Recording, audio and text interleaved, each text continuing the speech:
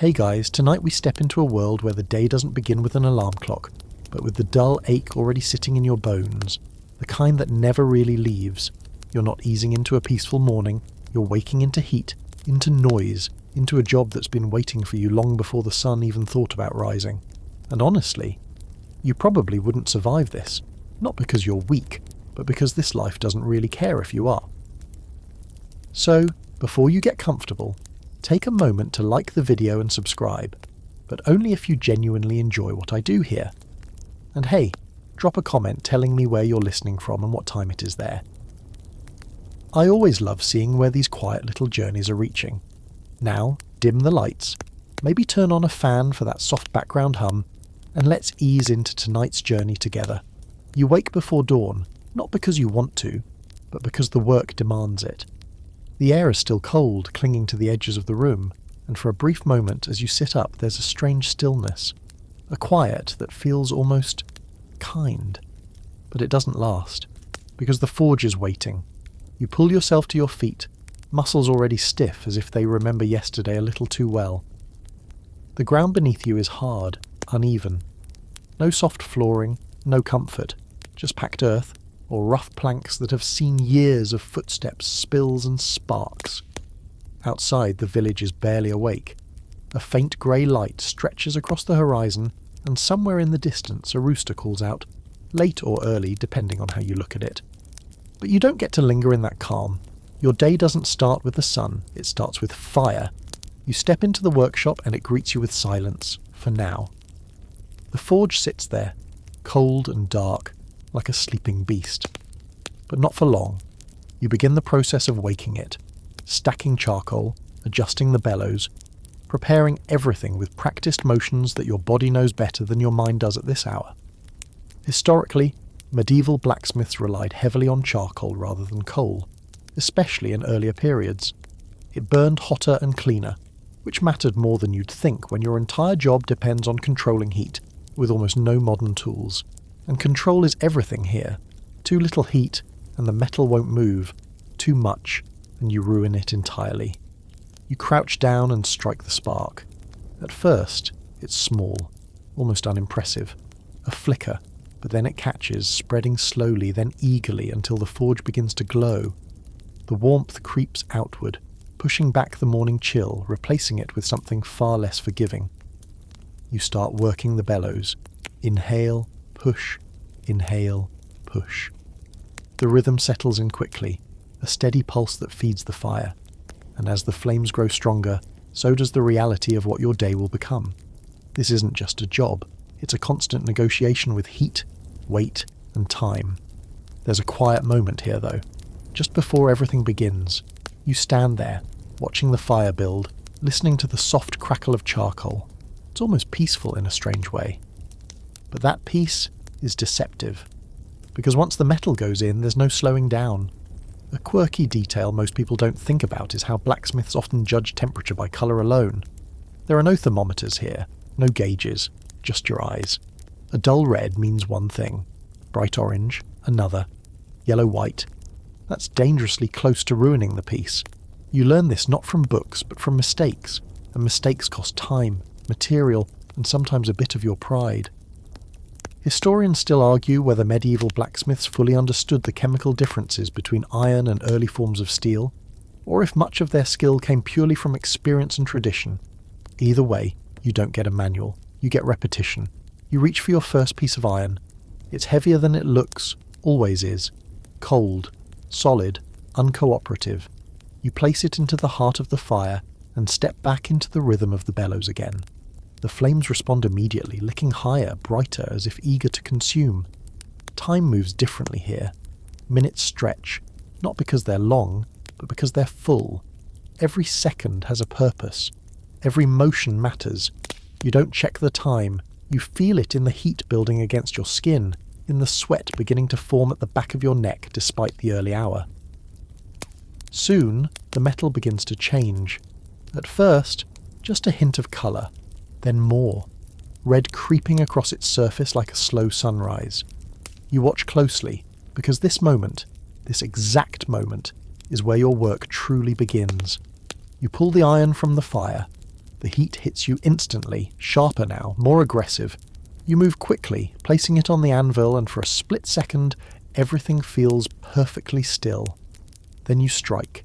The sound rings out, clear, metallic, echoing through the workshop and beyond.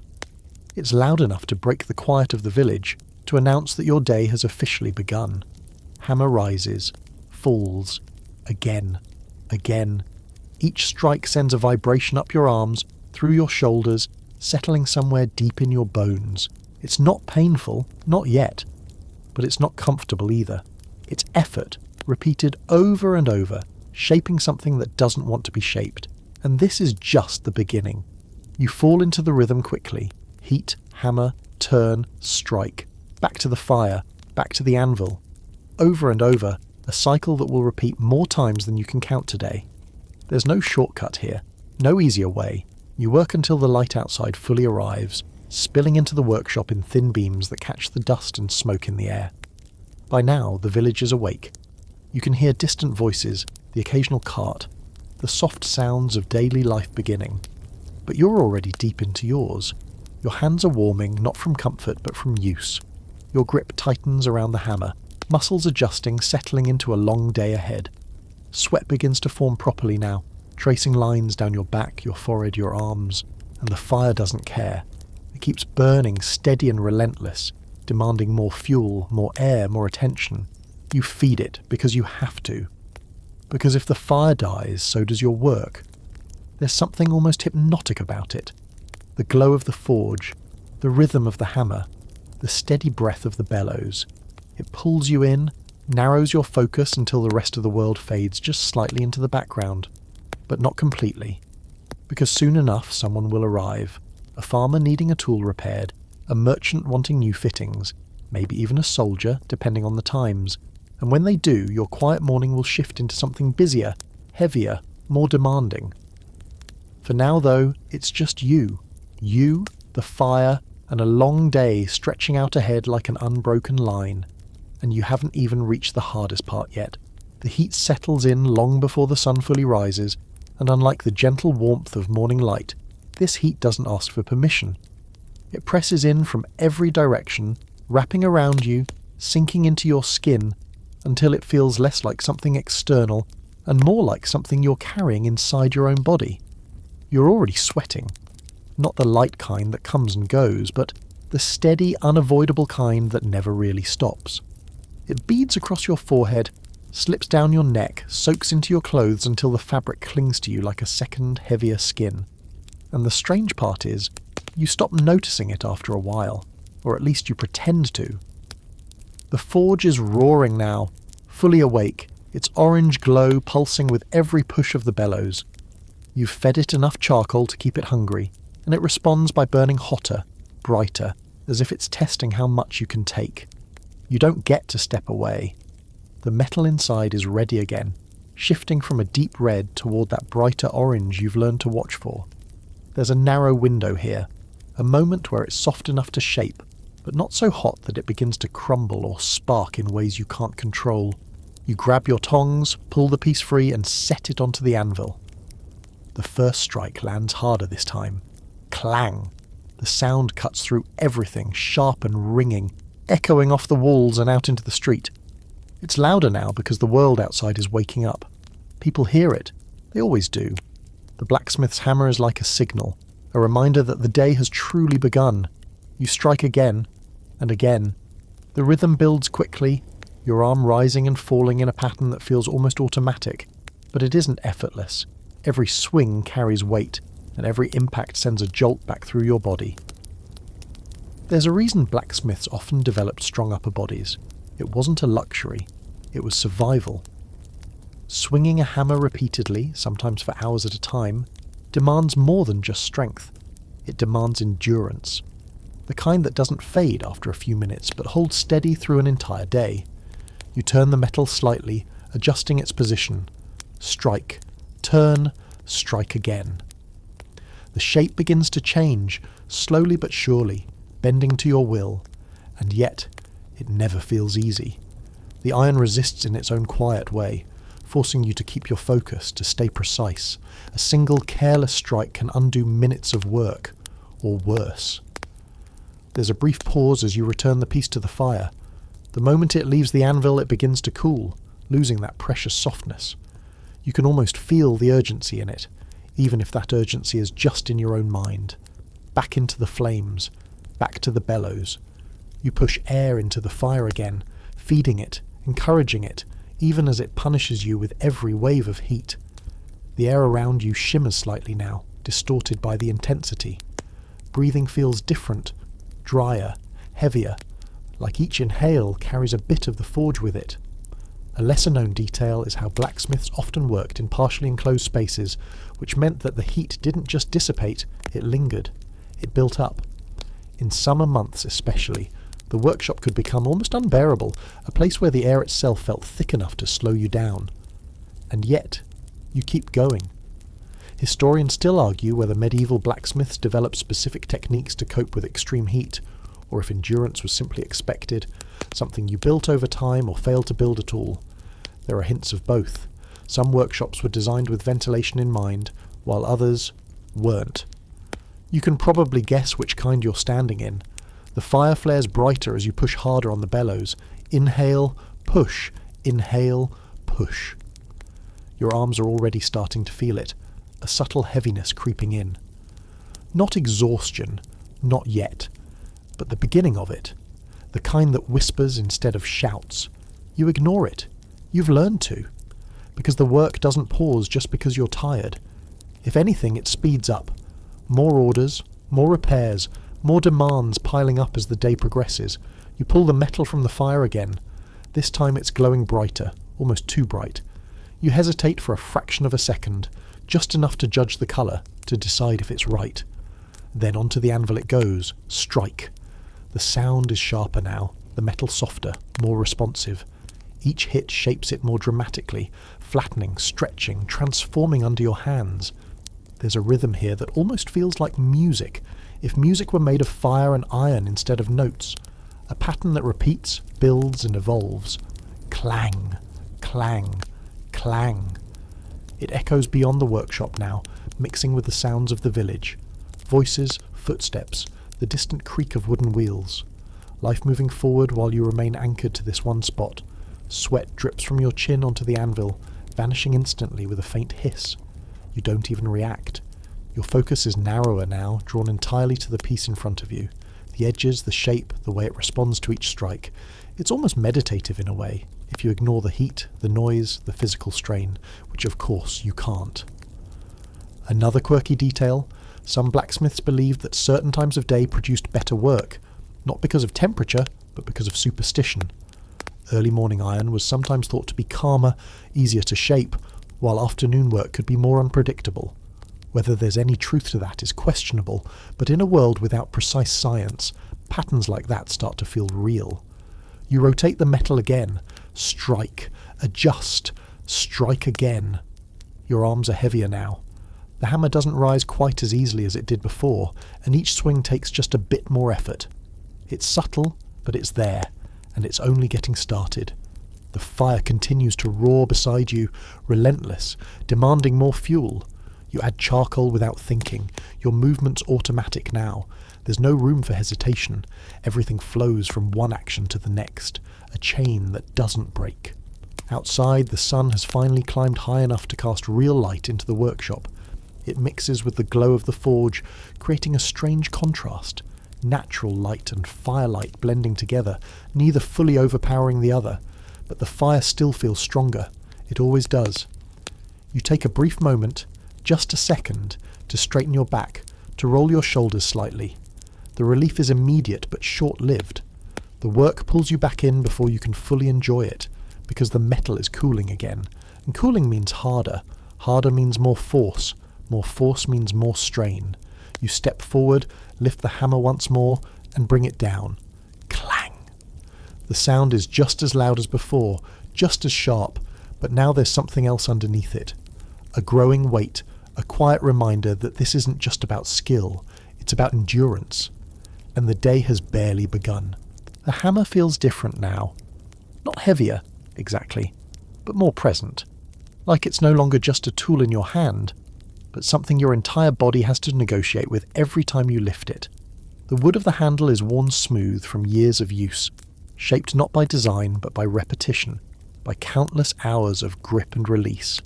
You adjust your fingers slightly, tightening your hold, because if you don't, the hammer will remind you. You bring it down again. Clang. The vibration travels up through your palm into your wrist, along your forearm, and settles somewhere deep in your elbow. It's not sharp pain. Not yet. It's more like a steady pressure, a reminder that every strike has a cost. You strike again and again. The rhythm continues, but now you're more aware of what it's doing to you. The repetition, the impact, the constant demand placed on the same muscles, the same joints. There's no variety here, no switching things up to stay fresh. Just the same motion, over and over, shaping metal while slowly shaping you in return. The tools around you don't look particularly impressive, at least not in the way people might imagine. There's no polished steel, no perfect symmetry, just hammers of different sizes, tongs with slightly uneven grips, chisels that have been sharpened and reshaped so many times they barely resemble their original form. Everything here has history, everything here has wear, and everything here can hurt you if you're not careful. You set the current piece aside for a moment, letting it cool slightly as you reach for another tool. This one is heavier, meant for more forceful shaping. You test its weight in your hand, feeling how it pulls downward just a little more than the last. It's manageable, for now. Historically, blacksmiths used a wide range of specialised hammers, crosspeen, bullpeen, sledgehammers, each designed for a specific purpose.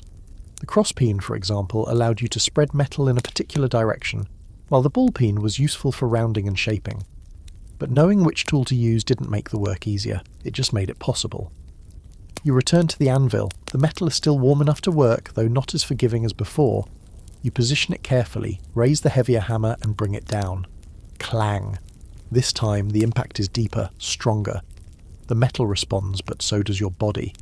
The vibration is sharper, more demanding, pushing further into your arm. You pause for a fraction of a second. Then again. Clang. There's a reason experienced blacksmiths developed a kind of rhythm that balanced efficiency with survival. Too fast and you burn out quickly.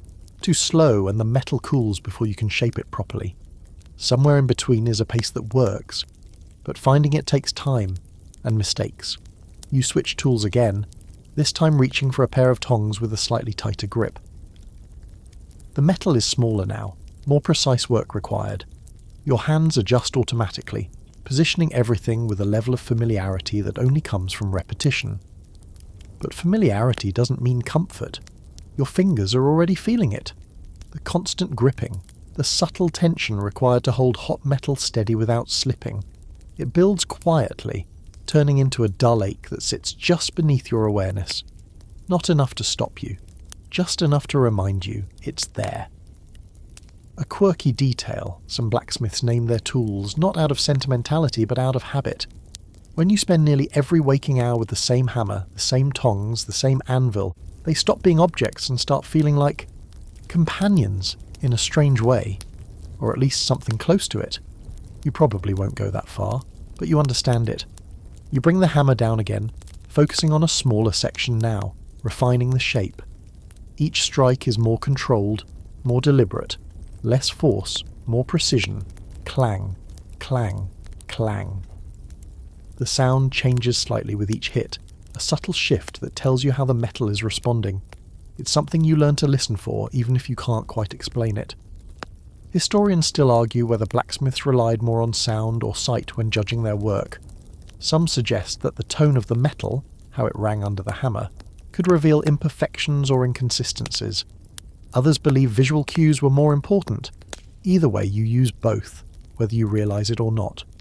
You pause, turning the piece slightly in the light. It's not perfect. It never is, at this stage. Back into the fire it goes. The moment it leaves your tongs, your hands feel strangely empty, even if only for a second. You flex your fingers, rolling them slightly, trying to shake off the stiffness that's beginning to settle in. It doesn't fully go away. It won't. You step back to the bellows again, pushing air into the forge, feeding the fire that drives everything here. The motion is familiar now, almost automatic. but your arms are starting to feel heavier. Not dramatically, just enough. Inhale, push, inhale, push. The fire responds, growing brighter, hotter, ready for the next round. You watch the metal as it heats, your eyes tracking the colour shift with quiet focus. Red to orange, orange to something brighter. You know this process now, at least in theory. But knowing doesn't make it easier, because every piece is slightly different. Every piece demands something new. You pull it from the fire again, quickly, efficiently, and return to the anvil. This time the strikes come faster. Clang, clang, clang. You're trying to make up for lost time, to shape the metal before it cools too much. Your arm moves in a steady rhythm, but the effort is starting to show. Each swing takes just a bit more out of you than the last, and you can feel it building. Not exhaustion exactly, more like accumulation. Every strike adds to it. Every lift, every grip, every moment spent holding tension in your muscles. It layers on top of itself slowly, quietly, until it becomes something you can't ignore. You adjust your stance slightly, shifting your weight from one foot to the other. The ground beneath you feels harder now, less forgiving. Even standing becomes part of the effort. There's no sitting down. Not really. Not yet. You bring the hammer down again, focusing on the final shape of this piece. It's coming together now, slowly but surely. The edges are cleaner, the form more defined. You're getting there. But your arm trembles slightly on the next lift. Just a little, barely noticeable. You lower the hammer again. Clang. The sound rings out just as strong as before, but you feel the difference. The effort behind it. The strain that's starting to creep in. And you realise something quietly, without needing to say it out loud. It's not just the heat. It's not just the fire. It's the tools, the weight, the repetition, the way everything here demands something from you, over and over without pause, and the day is still far from over. You don't remember exactly when you stopped being new at this. Not because there was a moment of recognition, but because the transition happens slowly, almost quietly, like the way your hands stop blistering quite as easily, or how your shoulders learn to carry weight without protesting every second. But if you look back, really look back, you can still feel it. The early days, the ones where nothing felt natural, where every task seemed just slightly out of reach, and every mistake felt larger than it probably was. Because as an apprentice, there's no gentle introduction. You're expected to learn by doing, and more importantly by failing. You step away from the anvil for a moment, not to rest, but to reach for a smaller task, sorting tools, adjusting materials, clearing space. These were once your entire world. Before you were trusted with shaping iron, you were trusted with everything else. Sweeping the floor, hauling charcoal, pumping the bellows until your arms felt like they might fall off. And if you did it wrong, or too slowly, or without enough attention, you'd know immediately, because someone would tell you, not kindly. You glance toward the entrance of the workshop, half expecting to hear that voice again, the one that always seemed to cut through the noise of the forge, sharp and impatient. Not like that. Again. Pay attention. Even now, those words linger somewhere in the back of your mind, shaping the way you move, the way you work. Historically, apprenticeships in medieval Europe could begin as early as the age of 10 or 12. At that age, you weren't just learning a trade, you were being shaped into it. Long hours, strict discipline, and very little room for error were the norm. It wasn't cruelty exactly, it was expectation, and expectation didn't leave space for softness. You return to the anvil, picking up the piece you've been working on. It's ready for more shaping, but your mind drifts slightly, pulled back into those earlier days. You remember the first time you held a hammer. It felt too big, too heavy. Your grip was awkward, your strikes uneven. The metal didn't respond the way it was supposed to, or maybe you just didn't know how to make it respond yet. Probably the second one. You bring the hammer down now, more controlled, more confident. Clang. The difference is clear. But it wasn't always like this. There were days when your strikes missed entirely, glancing off the edge of the metal or landing with a dull, ineffective thud. Days when you burned yourself because you misjudged the heat, or dropped something because your grip wasn't strong enough. And each time, there was no gentle reassurance, just correction. Sometimes sharp, sometimes immediate, always memorable. A quirky detail. Some apprentices were required to memorize not just techniques, but the specific preferences of their master. How they liked tools arranged, how they judged a piece of work, even how they expected the fire to be maintained. It wasn't enough to do the job well. You had to do it their way, and that way could vary wildly. You adjust the metal on the anvil, focusing back on the present. The heat is still intense, the work still demanding, but there's a certain steadiness in your movements now. You've learned, not everything, but enough to keep going. Historians still argue whether apprenticeship systems were more about preserving knowledge or maintaining control within trades. On one hand, they ensured that skills were passed down carefully.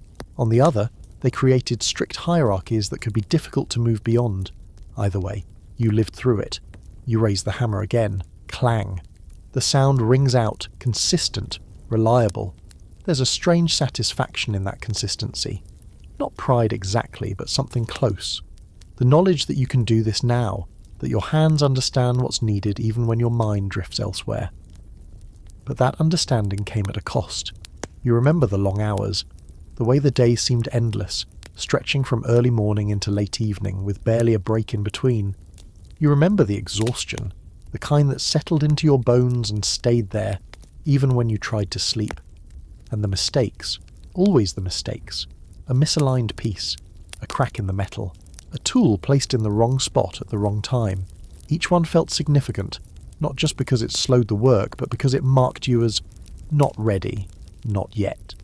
You strike again, shaping the metal further, refining its edges. Clang, clang. The rhythm is steady now, almost comforting in its repetition. But there's a memory that lingers, a specific one.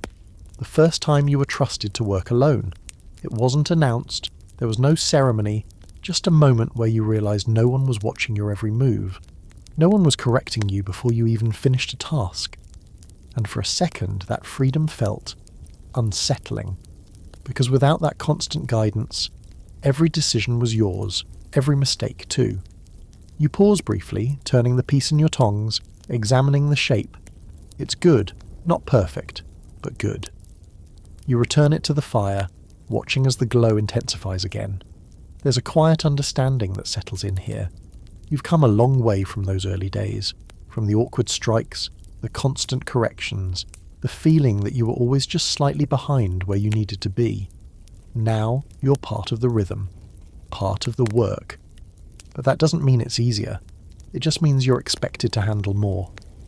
You step back to the bellows, pushing air into the fire, feeling the familiar strain in your arms. It's almost comforting now, in a strange way. A reminder of where you started. Inhale, push, inhale, push. The fire responds, growing brighter, stronger, and you realise something quietly. As an apprentice, the work was hard, but the expectations were different. Now there's no one to catch your mistakes before they happen, no one to step in and fix things for you. If something goes wrong, it's on you, completely. You pull the metal from the fire again, setting it onto the anvil with practiced precision. The hammer rises, falls, clang. The sound echoes, steady and sure. You've learned to survive this, not comfortably, not easily, but effectively, and that's enough. For now. The metal doesn't behave the same way twice. That's something you've learned, not from being told, but from standing here day after day, watching iron shift and resist, bend and sometimes betray you completely. It looks simple from the outside. Heat it, hammer it, shape it. But the reality is quieter, more complicated, because the metal has its own rules. You pull a fresh piece from the stack, weighing it briefly in your hand before placing it into the forge. It disappears into the glow, swallowed by the heat, and you already know this one will be different from the last. It always is. You step back to the bellows, falling into that steady rhythm again. Inhale, push. Inhale, push. The fire answers immediately, growing brighter, hotter, eager. The charcoal crackles softly, shifting under the rising heat, and the air around you begins to shimmer once more. There's no exact science guiding you here. Not in the way you might expect. Historically, medieval blacksmiths worked with iron that varied widely in quality. Some pieces were softer, filled with impurities. Others were stronger, more stubborn, sometimes closer to what we'd now recognise as early steel. But without modern chemistry, you don't get a label telling you which is which. You find out the hard way. You watch the metal carefully as it heats, tracking the colour as it shifts from dull red to something brighter. Your eyes narrow slightly, not out of strain, but out of focus. This part matters more than most, because if you misjudge it now, everything that follows becomes harder. You reach in with your tongs and pull the piece free. The glow is uneven. That's your first clue. You set it onto the anvil anyway, adjusting your grip, raising the hammer and bringing it down. Clang. The sound is slightly off. Not wrong exactly, just different. You strike again. Clang. The metal resists more than you expected, pushing back against your efforts instead of yielding smoothly. It doesn't spread the way it should, doesn't flatten evenly. You pause, just for a second. Then you try again, adjusting your angle, your force. Clang. Still not quite right. This is where experience starts to matter. Not because it gives you all the answers, but because it teaches you how to react when things don't go as planned. You turn the piece, examining it quickly. There's something in it. Some inconsistency you can't see directly but can feel through the hammer. A density maybe. Or a flaw. You return it to the fire. Because sometimes that's the only option. A quirky detail. In some regions, blacksmiths would test metal by listening to how it rang when struck cold. A clearer tone often suggested better quality, while a duller sound could hint at internal flaws. It wasn't foolproof, but it was one of the few tools available to you.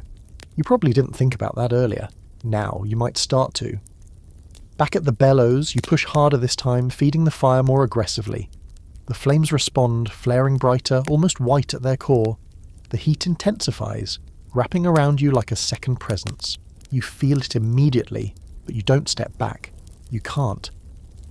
Historians still argue whether medieval blacksmiths intentionally controlled carbon content to produce early forms of steel, or if it was largely accidental, a byproduct of certain forging conditions.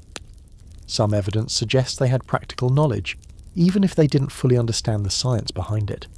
For you, it doesn't matter why it works, only that it does, or doesn't. You pull the metal from the fire again, this time glowing more evenly. That's a good sign.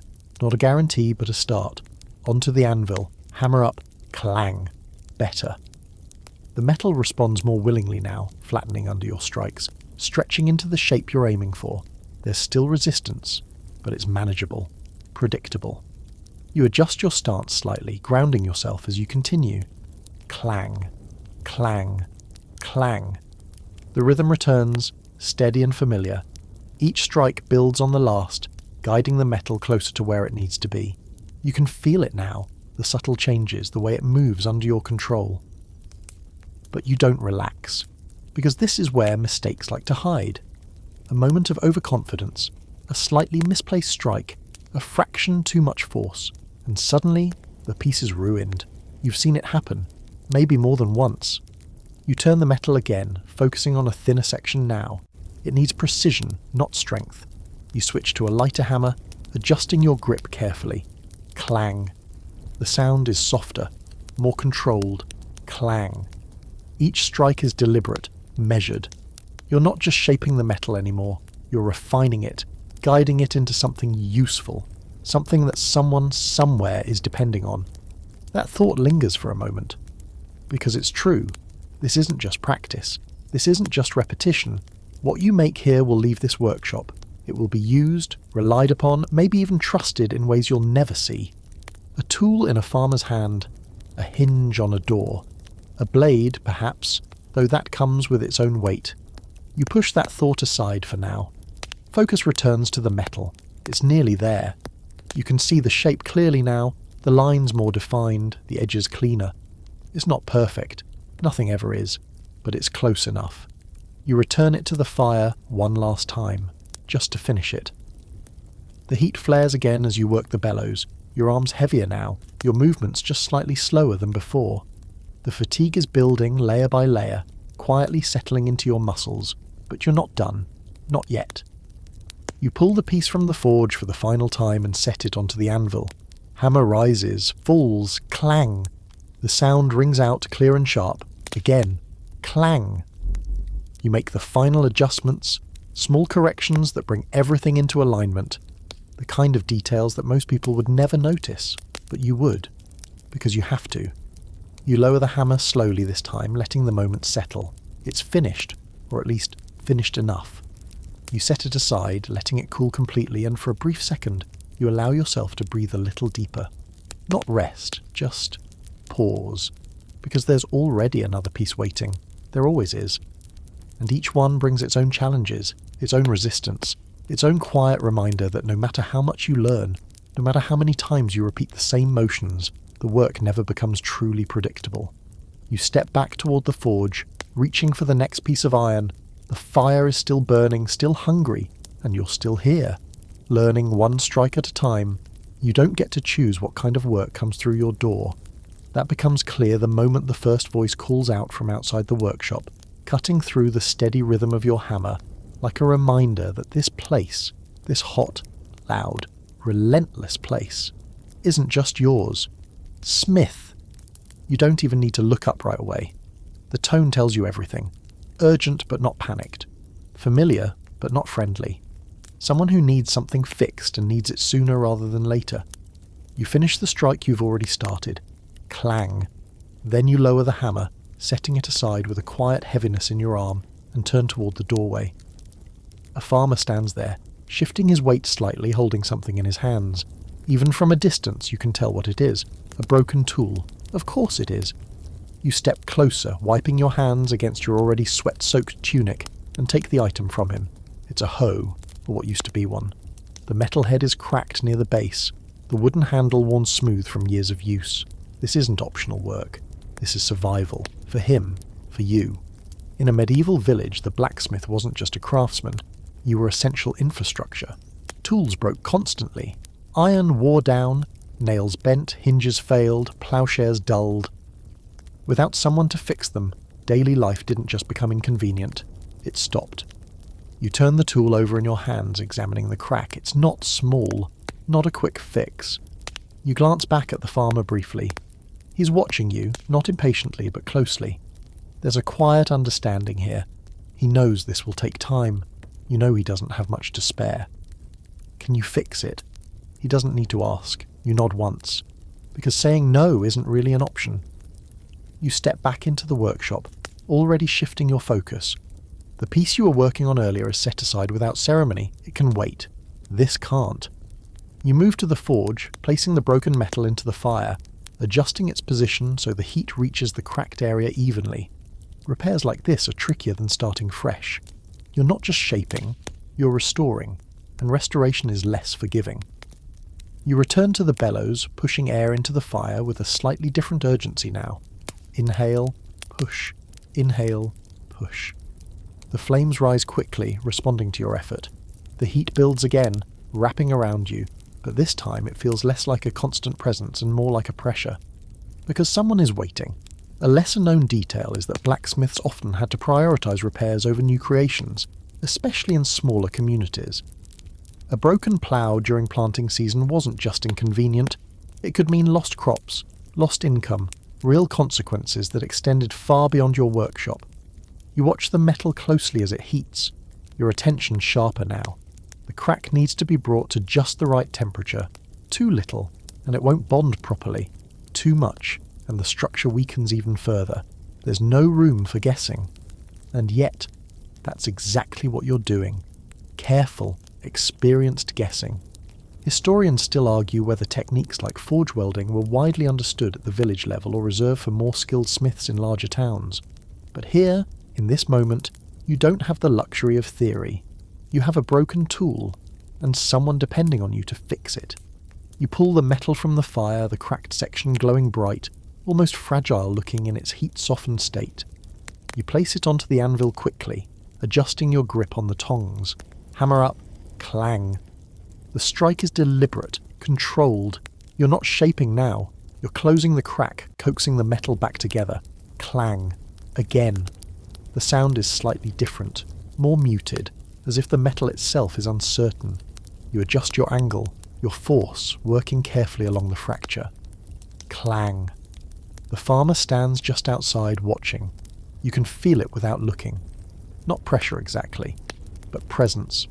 You return the piece to the fire, heating it again, pushing the bellows harder this time. Sweat drips freely now, your clothes clinging even tighter, you're breathing just a bit heavier.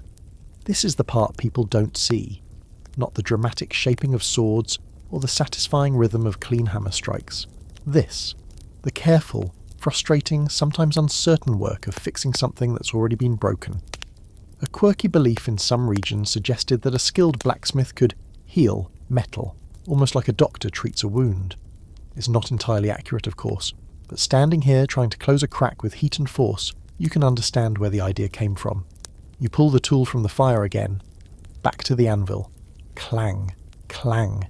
Each strike is measured, focused entirely on that weakened section. You're not trying to make it perfect, just strong enough, just reliable enough to hold. Because that's what matters.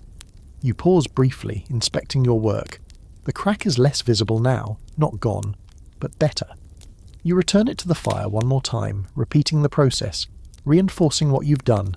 The heat flares again, the air thickening around you, your arms growing heavier with each motion, but you keep going. Because stopping now means starting over. You pull the piece free for the final time and bring it down onto the anvil. Clang, clang. A few final strikes, careful and precise. Then you stop. You turn the tool in your hands, examining it closely. The crack is still there, faint but present. It always will be. But it's stronger now, usable. You step back toward the doorway, handing it back to the farmer. He takes it, turning it over in his own hands, testing the weight, the balance. There's a pause, then a nod. No grand thanks, no dramatic reaction, just quiet acceptance. And somehow, that feels right. Because this wasn't about perfection, it was about function, about keeping things moving, about making sure that when the next day comes, the work can continue. He leaves without much more than that, disappearing back into the rhythm of village life. And you turn back to yours. The forge is still burning, the unfinished piece still waiting, the tools still exactly where you left them. You step forward, picking up your hammer again, feeling its weight settle into your hand. Because the village depends on you, not in a loud, obvious way, but in a steady, constant one. And that means the work never really stops. The next voice that reaches your doorway doesn't carry the same quiet patience. It's sharper, more direct. And before you even turn, you already have a sense of what's coming. You lower your hammer slowly, setting it against the anvil, and glance toward the entrance. This time it's not a farmer standing there. Not someone with worn tools and careful hands. It's a soldier, or at least someone who carries themselves like one. The difference is immediate. Where the farmer waited, this one steps forward without hesitation, placing a bundle onto your workbench with a dull, heavy sound. You don't need to unwrap it to know what's inside, but you do anyway, because you have to. Inside, there are blades. Not pristine ones, not freshly forged, but worn, nicked, dulled by use. One of them has a visible bend near the tip. Another shows small chips along its edge. Weapons that have seen something, and need to be ready to see more. You don't ask questions. That's not your role. Instead, you pick up the nearest blade, weighing it carefully in your hand. It's heavier than it looks, balanced in a way that feels intentional, not something made casually. This matters, not just as work, but as consequence. Historically, blacksmiths were often responsible for maintaining weapons used by local militias or lords' retainers. In times of conflict, their workload could increase dramatically, shifting from tools and household items to swords, spearheads, and armour repairs. And unlike a broken hoe, a poorly repaired weapon carried a very different kind of risk.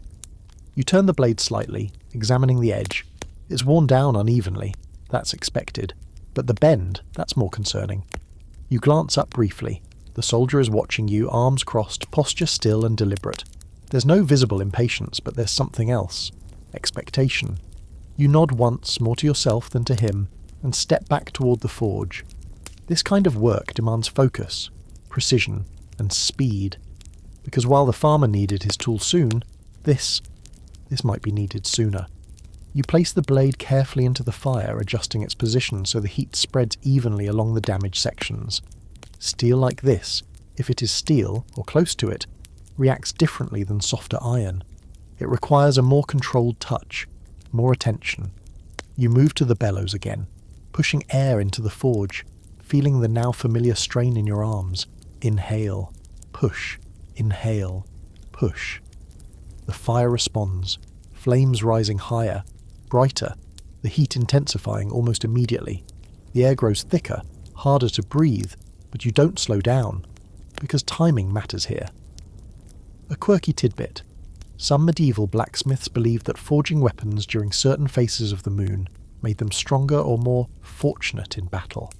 It's the kind of belief that might sound strange now, but when your work is tied so closely to life and death, small rituals start to feel important. You watch the blade closely as it heats. The colour shift is more subtle than with the earlier pieces. The metal darkens, then glows, but not as brightly as pure iron would.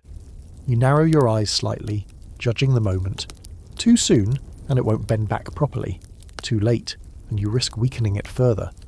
You reach in with your tongs and pull it free. The heat radiates sharply now, more intense than before. You move quickly, placing the blade onto the anvil, adjusting its position carefully.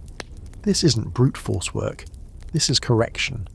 You raise the hammer, pause, then strike. Clang. The sound is different again, sharper, more refined, almost ringing in a higher tone. You strike again, targeting the bent section, applying controlled force. Clang. The blade resists. Of course it does. You adjust your angle, your grip, your stance.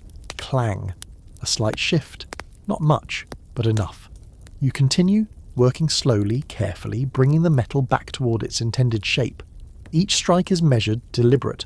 There's no room for error here, because if you push too far, it doesn't bend back, it breaks. Historians still argue how consistent medieval weapon quality truly was. Some suggest that even well-made blades could vary significantly, depending on materials and technique. Others argue that skilled blacksmiths achieved remarkable reliability despite limited tools. Standing here now, you understand both sides. You return the blade to the fire, again and again. Each cycle brings it closer to what it needs to be, but also tests your patience, your focus, your endurance. The heat builds around you, sweat dripping freely now, your clothes heavy, your breathing steady but deeper than before. The soldier hasn't moved. You can feel it. That steady presence, watching every step, every decision, not interfering, just observing. You pull the blade from the fire once more, back to the anvil. Clang, clang. The bend is nearly gone now. The line of the blade is straighter, cleaner. You run your eyes along its length, checking for inconsistencies. There's still work to do. The edge needs attention. You switch tools, reaching for a finer hammer, adjusting your grip. This part requires precision over strength. You begin to refine the edge, light strikes shaping it back into something usable. Clang, clang. The sound is softer now, more controlled. A steady rhythm returns, but it's different from before. Less force, more finesse. You pause, inspecting your progress. It's good, not perfect, but good. You move the blade back to the fire one final time, heating it for the finishing touches. The flames flare again, the heat pressing in, your arms heavy but still moving, still working. Because stopping isn't an option, not yet. You bring it back to the anvil for the last series of strikes. Clang, clang, careful, precise. Then you stop. You lift the blade slightly, turning it in the light. The edge is cleaner now, the bend corrected, the chips reduced if not completely gone. It will hold. It should. You step back toward the workbench, placing the blade down alongside the others. There's still more to do, more edges to sharpen, more damage to assess, but this one is ready for whatever comes next. You glance up. The soldier steps forward, picking up the blade, testing its balance with a subtle movement of his wrist. There's no expression, no obvious reaction, just a brief nod. And again, that feels like enough. Because this isn't about praise, it's about trust. A quiet understanding that what you've done here matters in ways you might never see directly. He gathers the blades, wrapping them again, preparing to leave. And as he does, you feel something settle in your chest. A weight. Not from the hammer, not from the heat, but from the knowledge that your work doesn't just shape metal, it shapes outcomes. You turn back to the forge, the fire still burning, still waiting, because there's always more, and the day is far from over. You don't notice the first injury when it happens. Not really. It's small, almost insignificant. A brief moment where your grip shifts slightly on the tongs, where the heat from the metal gets just a little closer than it should. There's a sharp sting, quick, bright, and then it's gone, buried under the rhythm of everything else. You keep working, because that's what you do. The forge doesn't pause for small mistakes. You adjust your grip, barely glancing at your hand. The skin is reddening, maybe a slight blister forming already, but it doesn't slow you down. It can't. You've felt worse. You step back to the anvil, lifting the hammer again, your movement steady despite the growing fatigue. The metal in front of you glows faintly now, ready for another round of shaping. Clang. The sound rings out, just as it has all day. Clang. Again. Your arm follows the motion automatically, rising and falling, but there's a subtle shift now, a slight hesitation, almost invisible, as your body adjusts to the accumulating strain. Because it's not just one injury, it's never just one. Over time they layer, small burns, minor cuts, bruises that you don't remember getting. Each one fades, eventually, but not before another takes its place. Historically, blacksmiths had very limited access to proper medical care, especially in smaller villages. Minor injuries were treated with whatever was available: cloth wrappings, simple salves, maybe herbal remedies if someone nearby had that knowledge. But for the most part, you just worked through it. You turn the metal slightly, focusing on the next section. Clang. The vibration travels up your arm again, settling into your joints, your muscles. It's familiar now, almost expected. You barely notice it, until you do. There's a moment, brief but clear, when your wrist twinges just slightly as you lift the hammer. Not sharp enough to stop you, but enough to register. You adjust your grip, keep going. Because stopping isn't part of the rhythm. You return the piece to the fire, stepping back to the bellows, pushing air into the flames. The motion is heavier now, your arms slower to respond. You're breathing a little deeper. Inhale, push, inhale, push. The fire roars back to life, as if nothing has changed. But you feel it. A quirky detail. Some blacksmiths developed thick calluses that acted almost like natural armour against heat and friction. Over time, their hands became so conditioned that minor burns barely registered. But that didn't mean they were immune, just that the line between injury and normal became blurred. You glance at your hand again, flexing your fingers slightly. It still works. That's what matters. Historians still argue whether the physical toll of blacksmithing shortened lifespans significantly, or if it was simply one of many harsh aspects of medieval labour. Records are limited, but the wear on bones found in archaeological remains suggests years of repetitive strain. You don't need records to tell you that. You can feel it. You pull the metal from the fire again, setting it onto the anvil with a steady motion. The heat radiates upward, mixing with the warmth already surrounding you, creating a constant, unrelenting pressure. Hammer up, clang. The strike lands cleanly, but your arm feels it more this time. Clang. Again. There's a slight tremor now, barely noticeable, but present. The kind that builds slowly, quietly, until it becomes something harder to ignore. You shift your stance, adjusting your balance, trying to compensate. It helps. A little, but not completely. You continue working, shaping the metal with careful strikes, focusing on precision rather than force.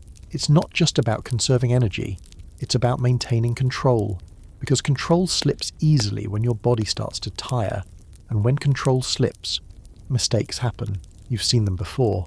A hammer strike that lands too close to your fingers, a piece of metal that shifts unexpectedly, brushing against your skin, sparks that fly just a little too far. You pause briefly, wiping sweat from your forehead with the back of your arm. It does little to help. The heat remains constant and heavy. You return to the task, clang, clang. The rhythm is slower now, more deliberate. Each movement requires a bit more effort, a bit more focus. You feel it in your shoulders, in your arms, even in your back. A steady accumulation of strain that doesn't go away, only grows. Another small burn catches your attention, a spark that lands on your forearm, leaving a tiny sharp sting. You brush it off instinctively, barely breaking your rhythm. It's nothing. It always feels like nothing, until you add them all together. You return the metal to the fire again, stepping back to the bellows, pushing air into the flames with a steady, practiced motion. Inhale, push, inhale, push.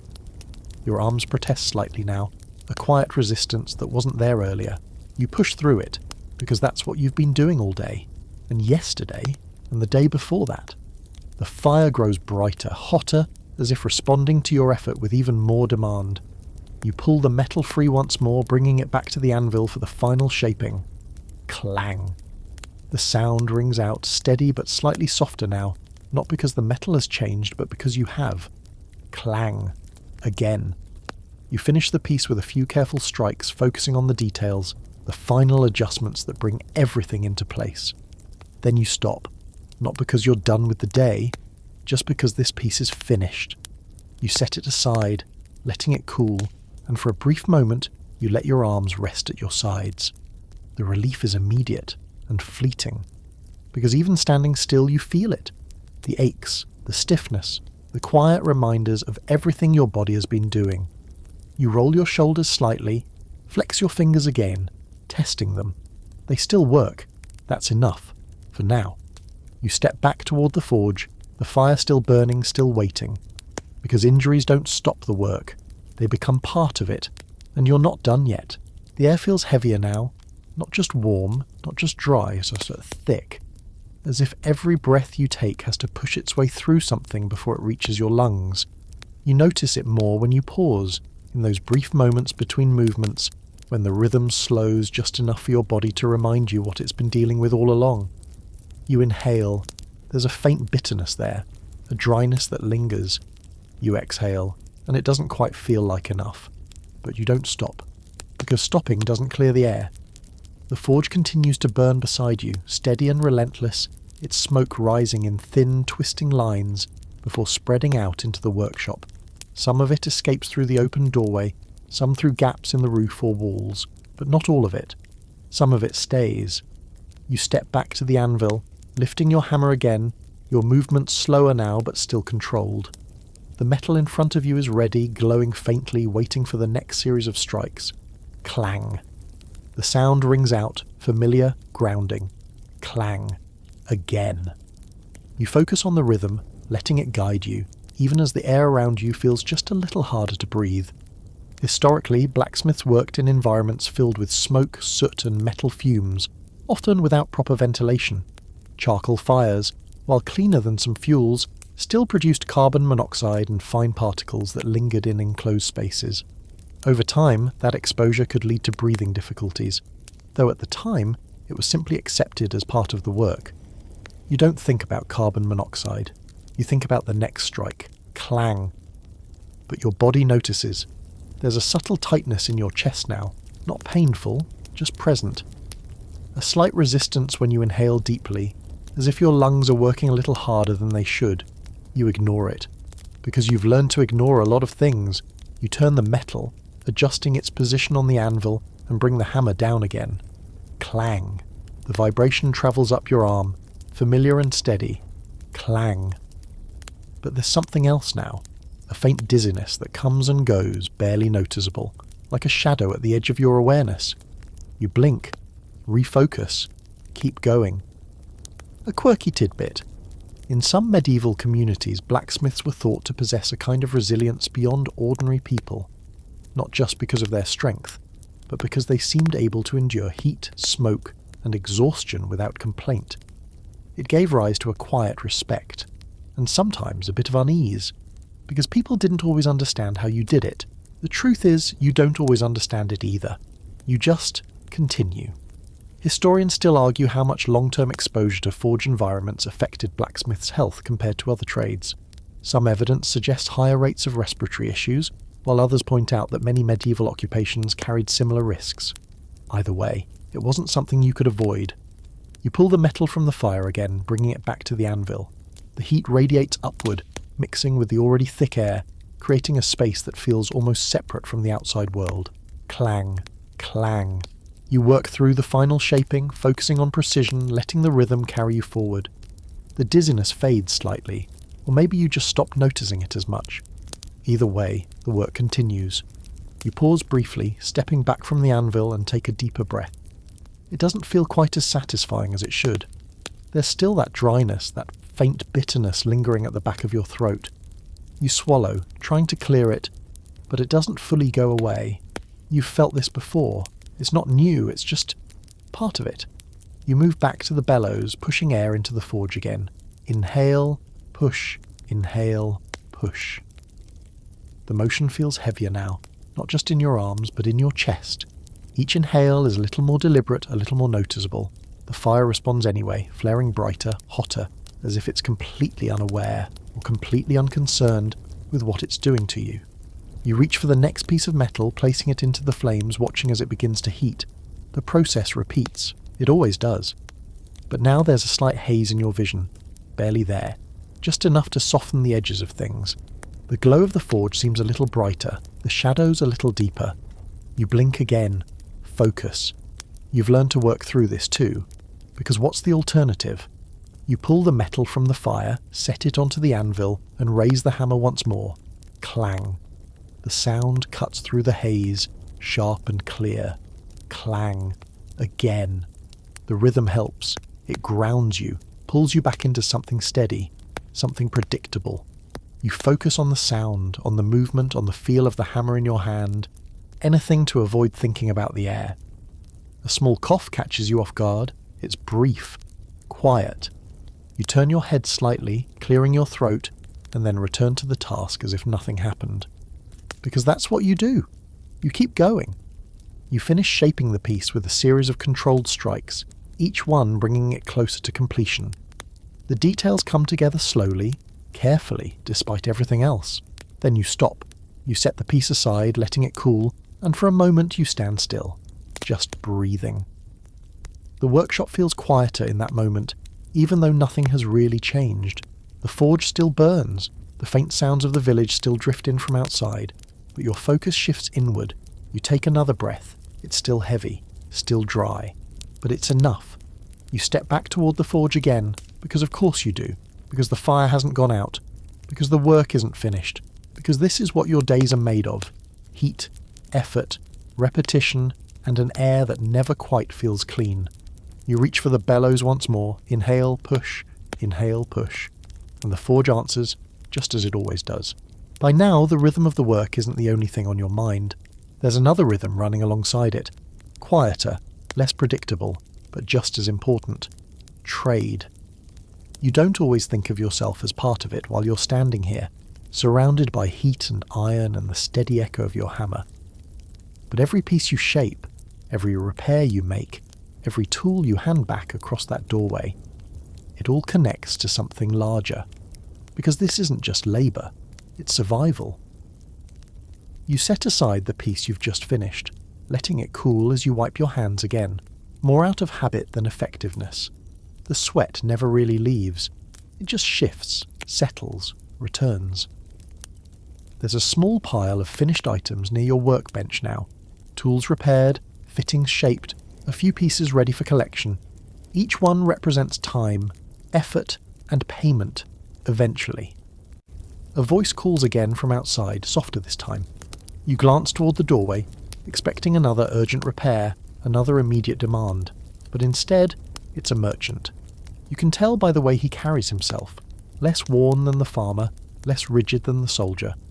There's a different kind of attention in his eyes, one that measures value rather than necessity. He steps inside without hesitation, his gaze moving quickly over the workshop, taking in the tools, the fire, the items you've set aside. Calculating. You don't stop him. This is part of the process. He gestures toward the finished pieces, picking one up carefully, turning it in his hands. A hinge, simple but solid. He tests its movement, its weight. There's a pause, then he looks at you.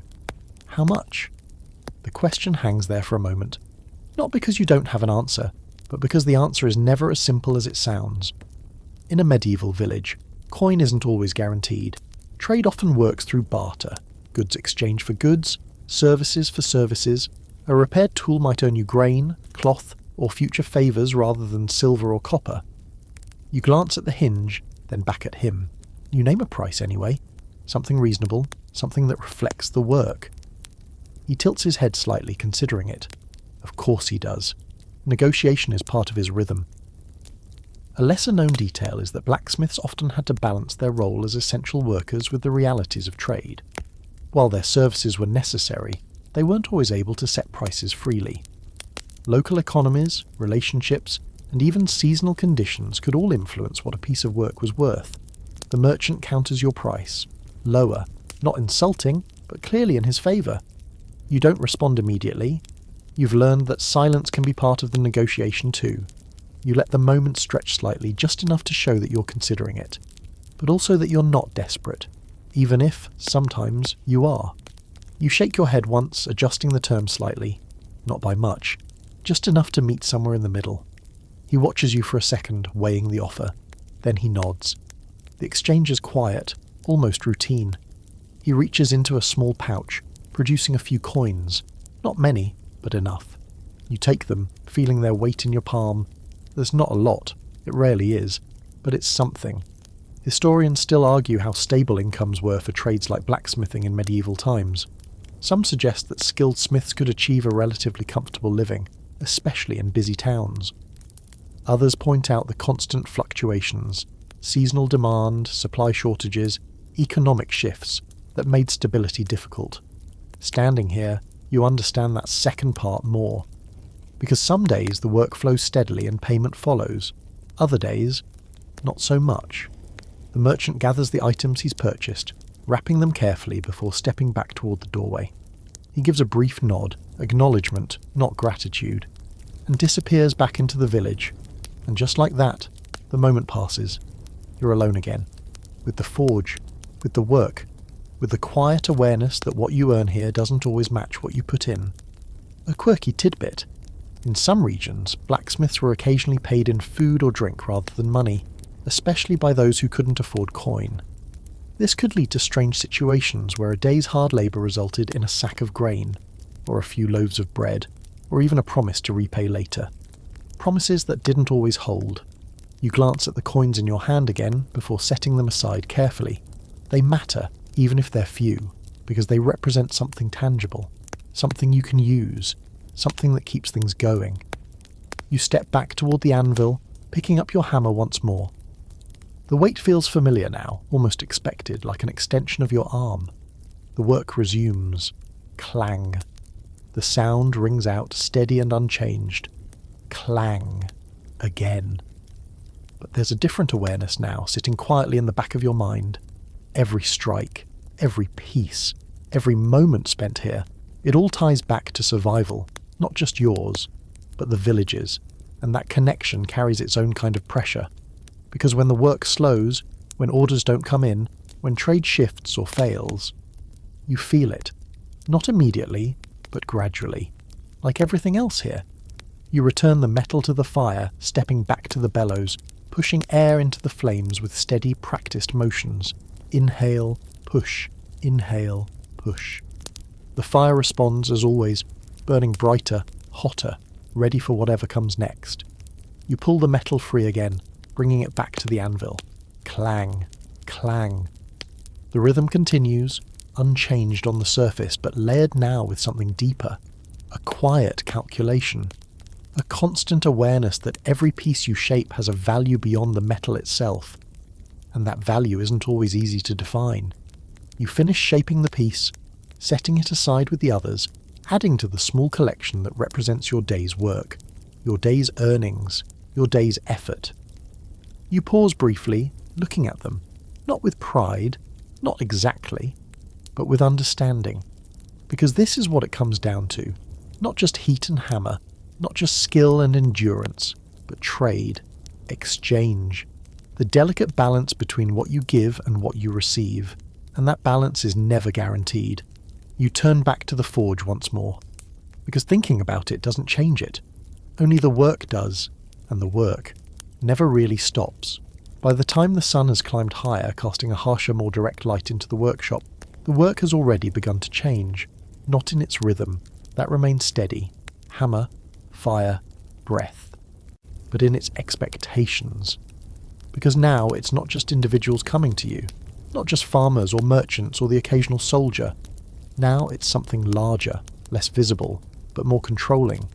You don't see it immediately, you feel it first, in the way certain requests come with unspoken rules, in the way certain jobs carry more weight than others, even if they look the same on the surface. Guilds. Even if your village is small, even if your workshop feels isolated, you're not entirely outside their reach. In larger towns and cities, blacksmith guilds held significant power, controlling who could work, how work was done, what standards were expected, and sometimes even what prices could be charged. Here, it's less formal, but still present. You reach for another piece of iron, placing it into the forge, watching as it begins to heat. Your movements are automatic now, shaped by repetition, but your mind drifts slightly toward the unseen structure that surrounds your work, because whether you acknowledge it or not, you're part of it. Historically, guilds were designed to regulate trades, ensuring quality and protecting skilled workers from unfair competition. But they also created strict hierarchies: apprentices, journeymen, masters, each with their own rights and limitations, and moving between those levels wasn't easy. You step back to the bellows, inhale, push, inhale, push. The fire responds, flames rising, heat intensifying. The familiar cycle continues, but there's an added layer now, a quiet awareness of rules that exist beyond your workshop. A voice at the doorway pulls your attention back, not urgent, not demanding, just official. You glance over to see a man you don't recognize immediately. His clothing is cleaner, more structured, not wealthy exactly, but deliberate. He doesn't step fully inside. Instead, he lingers near the entrance, as if respecting the boundary of your space while still making his presence known. You straighten slightly, not out of respect, but out of instinct, because this feels different. He speaks, his tone measured. There's mention of standards, of expectations, of how certain items, tools, fittings, anything that leaves your workshop should meet a particular level of quality. It's not a threat, not directly, but it doesn't need to be. You nod as he speaks, listening, even though much of it isn't new information. You already know what's expected. You've learned it through experience, through correction, through the quiet pressure of making sure your work holds up under use. But hearing it said like this, formally, deliberately, adds weight to it. A quirky detail. In some medieval guilds, blacksmiths were required to produce a masterpiece to prove their skill before being recognised as masters. These weren't casual items. They were carefully crafted works designed to demonstrate precision, control and consistency. You've never made one officially, but every piece you finish feels like a test anyway. Historians still argue whether guild systems were more beneficial or restrictive for tradespeople. On one hand, they provided structure, training and a sense of community. On the other, they could limit innovation and make it difficult for outsiders to enter the trade. Standing here, you can see both sides. The man at the doorway finishes speaking, offering a brief nod before stepping away, leaving you with the same workshop, the same tools, the same work, but a slightly different sense of it. You return your attention to the forge, because nothing has changed, and everything has. You pull the heated metal from the fire, bringing it to the anvil, raising your hammer once more, clang. The sound rings out, steady as ever, clang. But now there's a subtle shift in your focus. You're not just shaping the metal for function, you're shaping it to meet an expectation, an invisible standard that exists beyond your immediate needs. You adjust your angles slightly, refining the edges more carefully than before. The difference is small, almost imperceptible, but it's there, because it has to be. You continue working, each strike deliberate, each movement controlled. The fatigue is still there, the heat still pressing in, the air still thick, but now there's something else layered on top.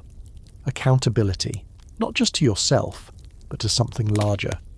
You return the metal to the fire, stepping back to the bellows again.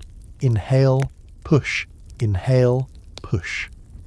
The rhythm continues, unchanged on the surface, but carrying a deeper meaning now. You pull the piece free again, bringing it back to the anvil for final shaping. Clang, clang.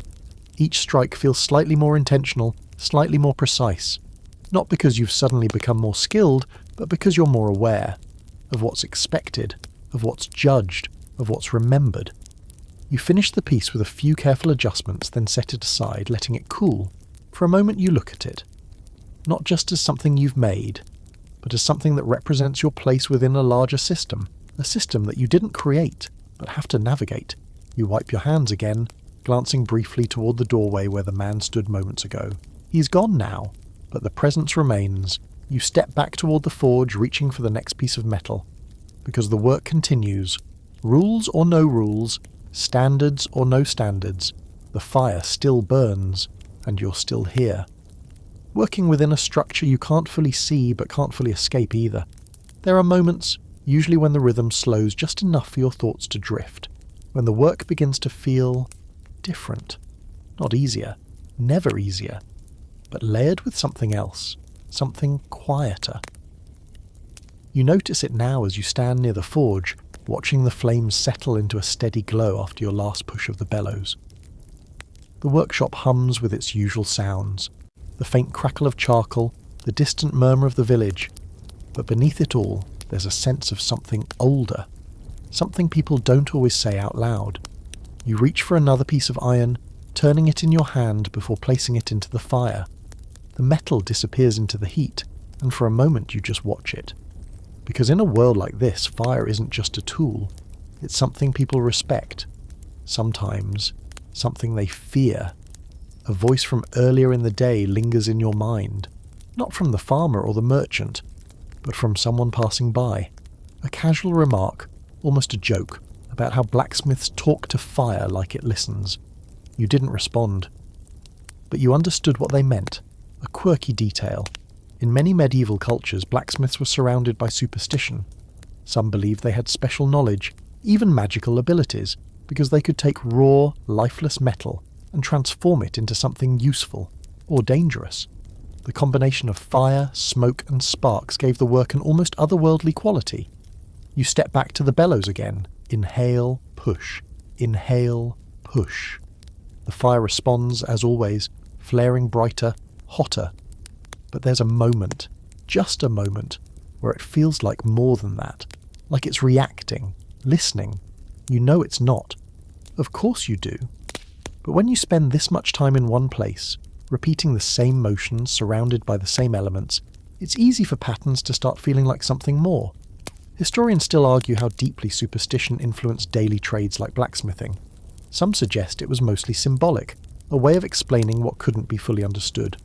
Others believe it played a more active role, shaping how people approached their work, their tools, even their surroundings. You pull the metal from the fire, bringing it to the anvil, raising your hammer, clang. The sound rings out sharp and grounding, clang. Again. The rhythm returns, pulling you back into something real, something tangible, and yet the thoughts linger. You turn the metal slightly, focusing on the next series of strikes. The shape begins to form under your hands, familiar and controlled, but there's a part of your mind that drifts again. To the way people look at you sometimes, not just as a craftsman, but as something slightly apart.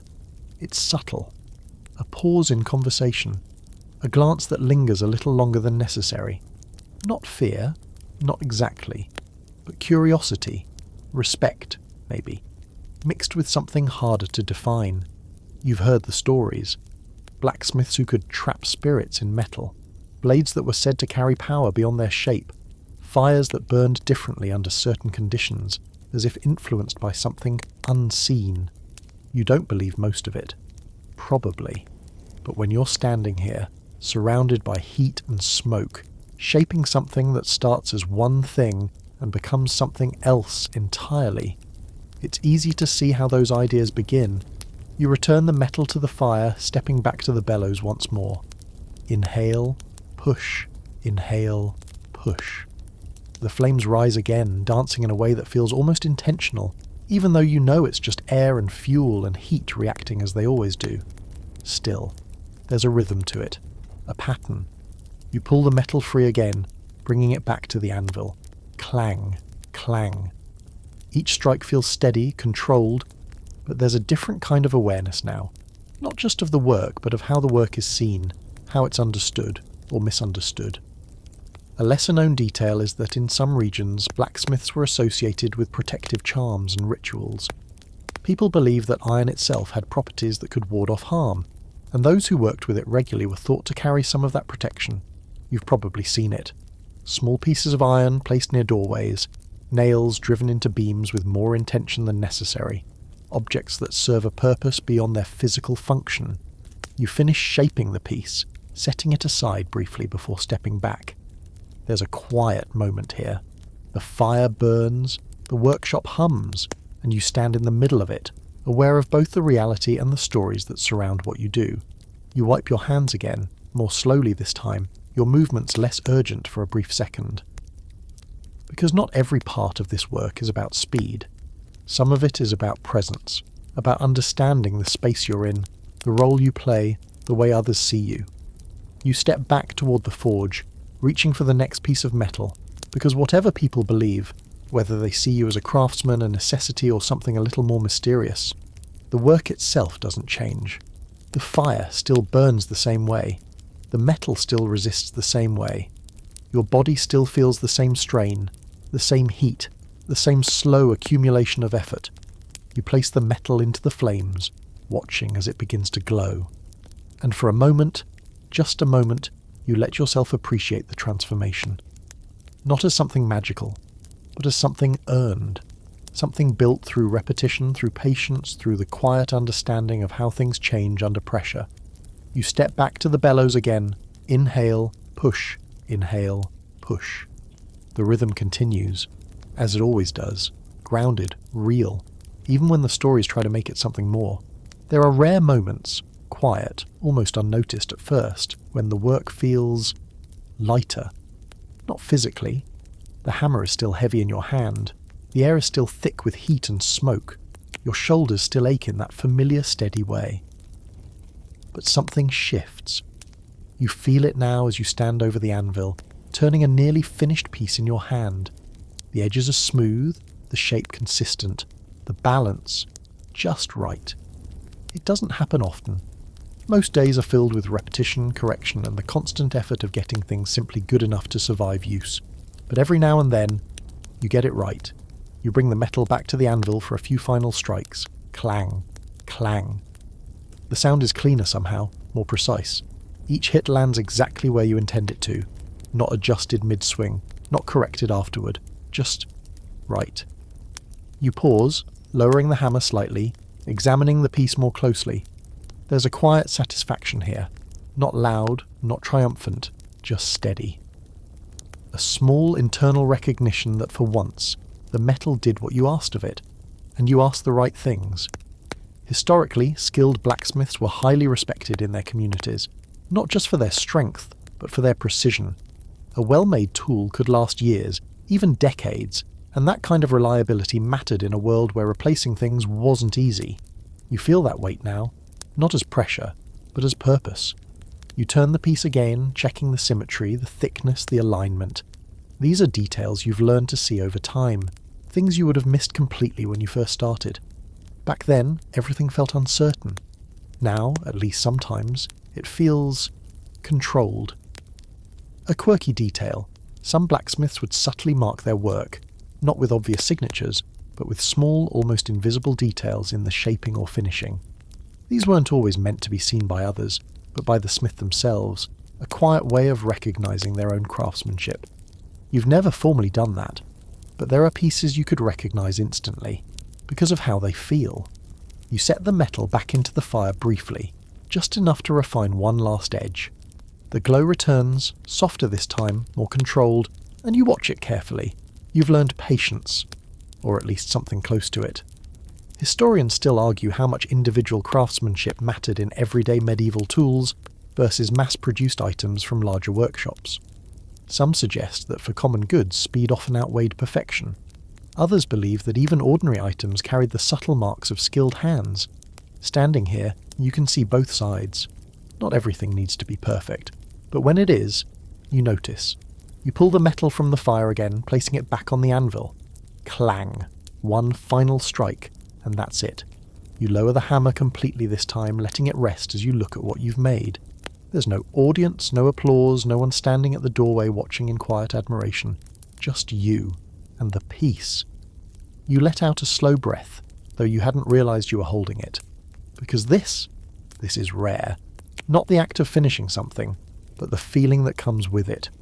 You set the piece aside carefully, not tossed with the others, but placed with intention. It's a small difference, but it matters. You wipe your hands again, the motion slower now, less rushed. The constant urgency of the work has eased for just a moment, replaced by something quieter. A kind of stillness. You glance around the workshop, the same walls, the same tools, the same lingering heat in the air. Nothing has changed. And yet, something feels different. Because for a brief moment the work wasn't just about survival. It wasn't just about meeting expectations, filling orders, or enduring the physical strain. It was about doing something well, something that holds together not just because it has to, but because it was made with care. You step back toward the forge, almost automatically, reaching for the next piece of metal. Because the moment doesn't last. It never does. The rhythm returns, the demands return. The weight of the hammer settles back into your hand. You place the new piece into the fire, watching as it begins to heat, the familiar glow building once again. And yet, that small sense of satisfaction lingers. Not enough to change the day, not enough to make the work easy, but enough to remind you why you keep doing it. You step to the bellows, inhale, push, inhale, push. The flames rise, responding as they always do.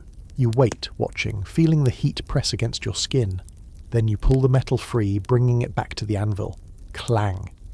The sound is the same as before, but you're not entirely. Because now you know what it feels like when everything comes together. When the weight, the heat, the effort, the repetition, all of it results in something that feels right. And even if it doesn't happen again today, or tomorrow, or for a long while, you'll remember it in the quiet moments, between the strikes, between the breaths, between the endless steady rhythm of work that rarely slows, but occasionally, just occasionally, feels worth it. It doesn't happen all at once. That would be easier to notice, easier to understand. Instead, it arrives slowly, so gradually that at first, you think nothing has changed at all. You're still here, still standing at the forge, still lifting the hammer, still working through the same steady rhythm that has shaped your days for years now. But something feels heavier. Not the hammer. That's always been heavy. Not the metal. That's always resisted. No, this is different. You feel it in the way your shoulders tighten just a little sooner than they used to. In the way your grip shifts after fewer strikes. In the quiet moments where you pause, not because you want to, but because your body insists. You lift the hammer again. Clang. The sound rings out, familiar as ever. Clang. But your arm lingers a fraction longer before the next strike. You notice it. Of course you do. It's impossible not to. A mainstream historical fact.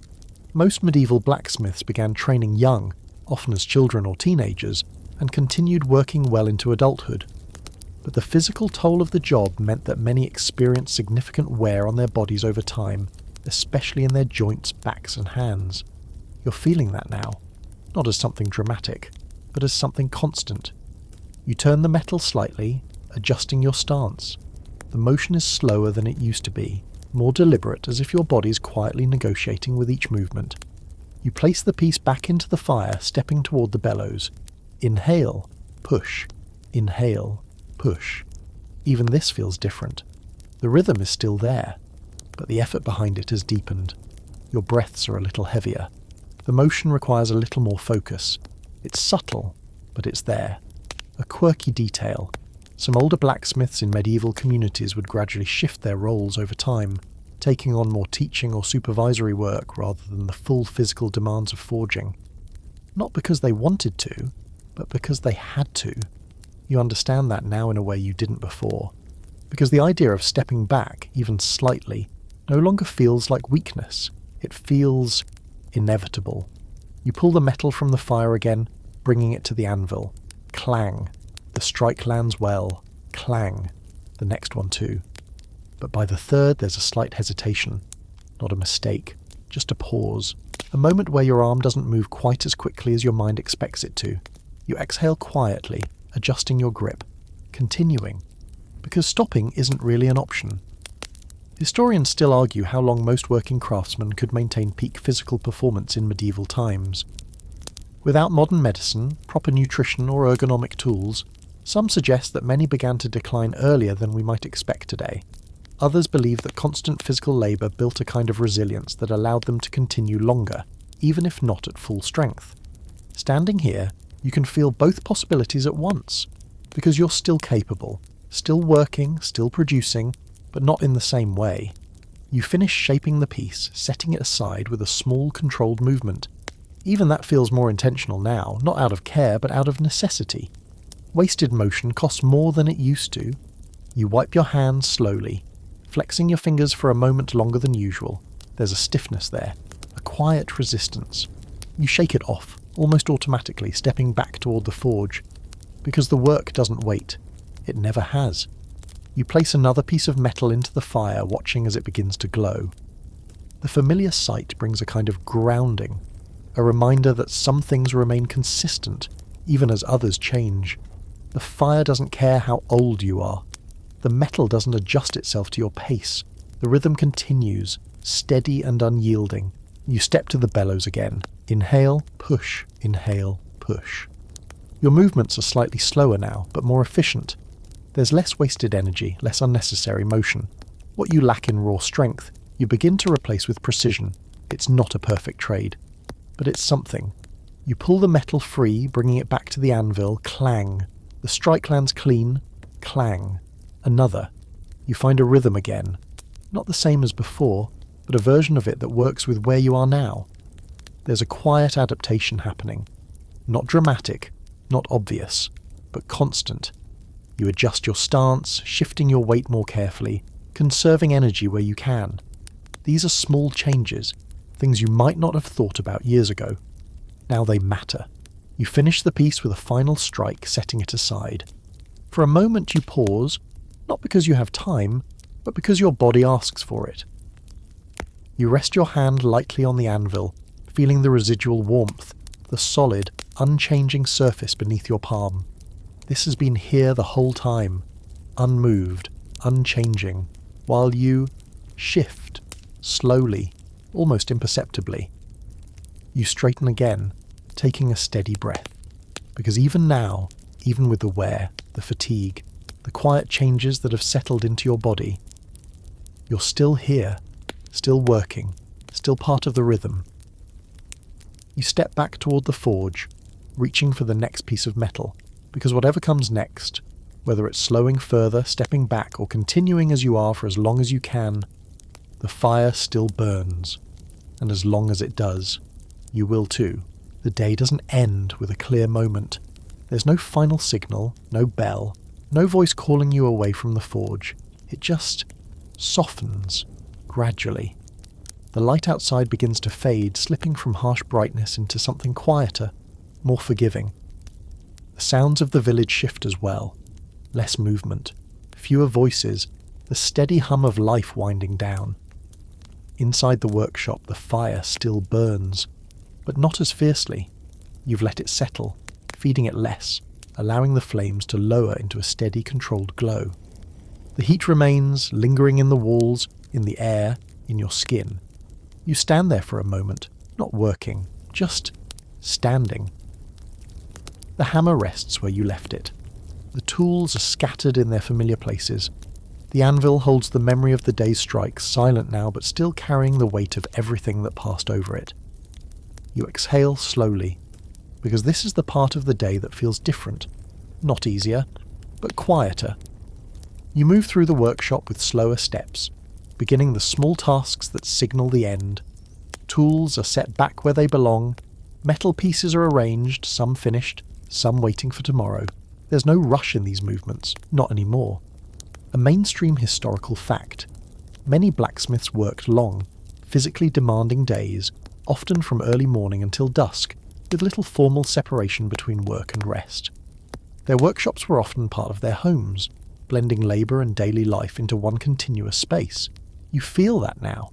There's no real boundary between where your work ends and where you begin. It's all connected. You reach the forge again, adjusting the remaining coals, ensuring they'll hold just enough heat without burning too aggressively overnight. It's a small act of control in a process that rarely feels controlled. A quirky detail. In some traditions, blacksmiths believed that how a fire was left at the end of the day could influence the next day's work. A well-tended forge meant a better start. A neglected one, less so. You don't know if that's true, but you take the extra moment anyway, because habits like that don't come from nowhere. You step back, brushing your hands together lightly, though the soot never really leaves. It stays with you, in your skin, in your clothes, in the quiet spaces where the day lingers. Historians still argue how much individual craftsmen like you were remembered after their lifetimes. Some believe that most were forgotten, their names lost even as their work remained. Others suggest that in smaller communities, skilled blacksmiths were remembered for generations, their reputation carried forward through the tools and objects they left behind. You glance at the pieces you finished today. They don't carry your name, not in any obvious way, but they carry something, your effort, your time, your presence, and maybe that's enough. You step toward the doorway, pausing just before stepping outside. The air beyond feels different, cooler, lighter. You take a slow breath, letting it settle in your lungs, washing away some of the heaviness that has built up over the day. For a moment, you simply stand there, between two spaces, the workshop behind you, the quiet evening ahead, and somewhere in that space there's a sense of something closing. Not just the day, but something larger. You've spent years here, repeating the same motions, following the same rhythm, shaping metal, shaping yourself in ways you didn't always notice, and now there's a quiet awareness of it all. Not dramatic, not overwhelming, just present. You step outside fully, letting the cooler air settle around you. The village moves more slowly now, the edges of activity softening into stillness. There's no need to hurry, no immediate task waiting for you, just the quiet continuation of time. You glance back once more at the workshop, the place where so much of your life has unfolded, where the fire has burned day after day, shaping not just iron, but everything around it. You don't need to say anything. There's nothing to announce, because the work speaks for itself. In every tool still in use, in every hinge that holds, in every blade that cuts, every nail that stays. Pieces of your life, scattered quietly into the world. You turn away slowly, because that's how it happens, not with a grand ending, but with a simple shift, from one moment to the next, from one day to another, and eventually, from one life into memory. The night settles in gently now. The sounds fade further, softening into something distant and comforting. The heat of the forge becomes just a memory against your skin, replaced by the cool air that moves slowly around you. There's nothing left to carry, nothing left to shape, only the quiet rhythm of breath, in and out. You can almost still hear it, the faint echo of hammer on metal, the steady pulse of the bellows, the low crackle of the fire. But it's further away now, distant, fading, like something remembered rather than lived. Your body begins to loosen, the weight of the day slipping away piece by piece. The tension in your shoulders softens. Your hands, once tight and unyielding, begin to rest. Even the thoughts slow, drifting, unfolding. There's no need to hold on to them. They can pass, like the last glow of the coals, dimming slowly into the dark. You've done enough, more than enough. And now there's only this quiet space, this gentle stillness, where nothing is required, nothing is expected, just rest, just the slow, steady rhythm of breathing, carrying you further and further from the heat, the noise, the effort, into something softer, something calmer. The forge is quiet now, and so are you.